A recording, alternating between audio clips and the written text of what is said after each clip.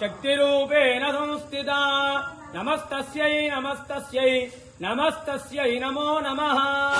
శ్రీ ఏడుపాయల వనదుర్గా భవానీ దేవస్థానం తెలంగాణ రాష్ట్రంలోనే ఎంతో ప్రసిద్ధమైనటువంటి క్షేత్రము ఏడుపాయలు.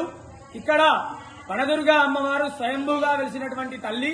మరి ఆషాఢ మాసాన్ని పురస్కరించుకొని 3వ ఆదివారము ఈరోజు విశేషంగా అమ్మవారికి అనేక ఫలాలతో అలంకరించడం జరిగింది.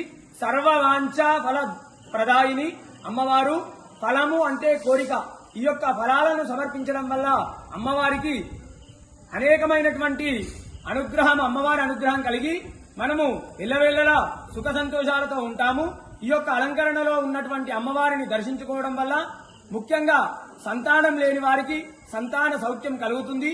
అదేవిధంగా మనము ధర్మానికి లోబడే సకల కోరికలన్నీ కూడా నెరవేరుతాయి.